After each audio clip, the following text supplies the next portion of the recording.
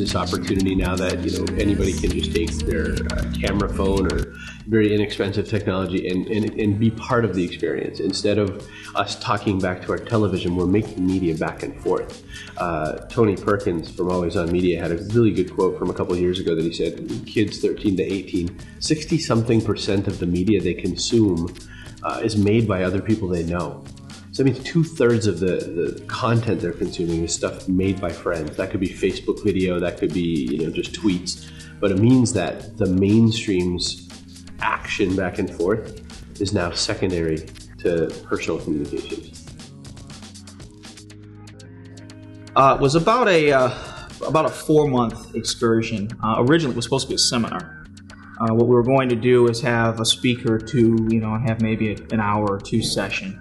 And we amassed a list of speakers that we really wanted to have. Like, wouldn't it be great if we could get these 10 speakers? And they all said yes. So we ended up expanding it into a conference.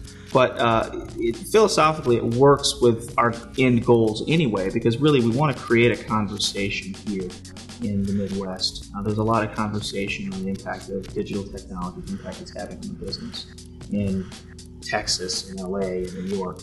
And really the idea was to have something like that here, that the people in the Midwest could kind of call their own in this area, because we have a lot of talent here.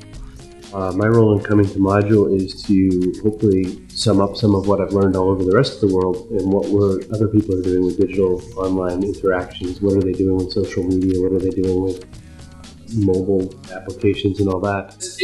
One of the questions people say quite often to me is they don't know how you're doing what's content. And then there's the type. And then there's the content that's right there at the end of the typing. It's similar with the video thing. You turn the video thing on, you're talking, you stop, and then you send it to people, and it's okay. It's not hard. What's hard is doing it with some meaning, and mattering, and caring, and explaining to a business that you don't have to be on Twitter because Twitter's cool, but you have to be on Twitter because your customers are there. We still are aching for more information about the digital space. And it was nice to be able to be close to home for a change and actually come and do some work in my backyard as opposed to across the country somewhere. Detroit has been known as just a manufacturing hub and just with the automotive industry. And there's so much more going on here than just that. And people need to realize that. And if I can help educate people and bring everyone up to speed so we can all move in lockstep together on this, I think it's a great thing. And I'm all about supporting my local community. At its core, digital technology is most useful when it is serving the needs of the business, its core values. So right now we have a lot of what I would call hobby technology, things that have potential but have not yet been applied to an economic model.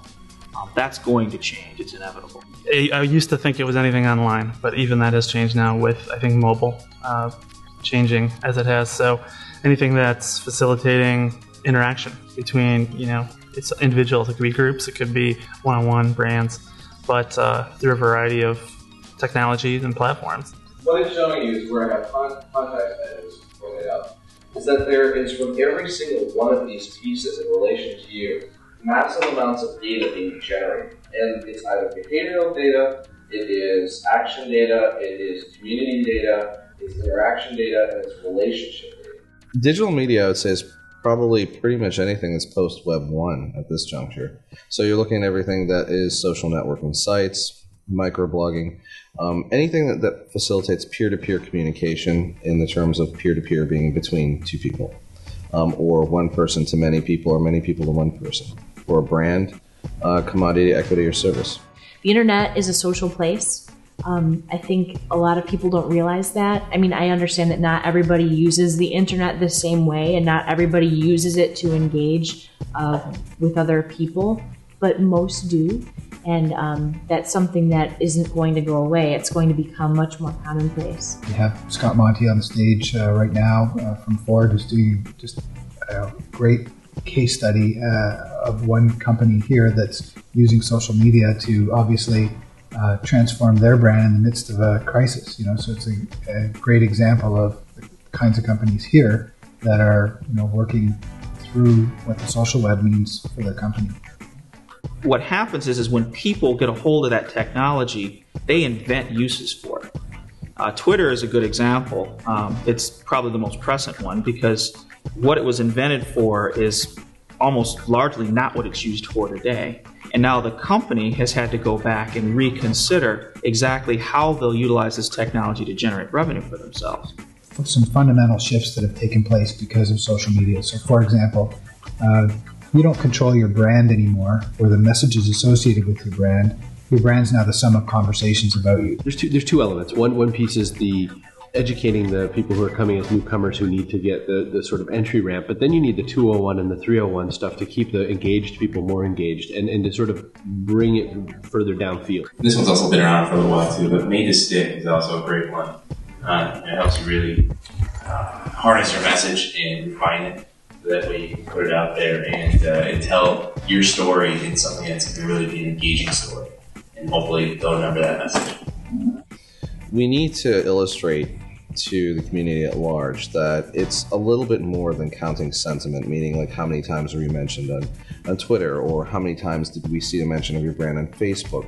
It's really looking at the hard and fast data in terms of how people are interacting with your brand, how people are talking about your brand, and what that means. Throughout the course of the day, you're going to hear presentations from speakers who are experts. They're going to get into the nitty-gritty details on just what the tools are, what the trends are, how they've impacted other companies. In the last 4 to 5 years, we've seen just a huge number of movements in the social and online communication space, and it's affecting PR, it's affecting marketing, it's affecting brand management and brand development. Brands are popping up overnight that are becoming near household names. We're looking at that turn right now as a generation, and I think we're going to be experiencing the challenges and rigors of that evolution uniquely for our group. The next generation won't have to worry about this. I mean, the Twitter variant, whatever that is, that model will have been defined and will exist. So digital technology should serve the business goals. And really what we're doing with the conference is we're educating people on exactly what they should be looking for, what they should be asking.